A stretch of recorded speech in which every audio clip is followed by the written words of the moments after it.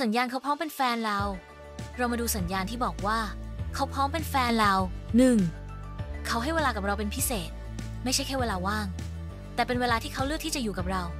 แม้จะมีตัวเลือกอื่น 2. เขาจำรายละเอียดเล็กๆของเราเช่นสีที่ชอบเพลงที่ฟังหรือแม้แต่วันที่สำคัญ 3. การสื่อสารที่พิเศษข้อความของเขาเริ่มใช้คำว่าเราแทนฉันเช่นเราไปดูหนังกันไหมสีเขาเริ่มแสดงความเป็นเจ้าของเล็กๆน้อยๆเช่นไม่ชอบเมื่อเราพูดถึงผู้ชายคนอื่นหรือแนะนำเราให้เพื่อนๆรู้จักถ้าเขาพร้อมเขาจะแสดงออกไม่ใช่แค่คำพูดเขาจะทำให้เรารู้สึกปลอดภัยและมั่นใจในความสัมพันธ์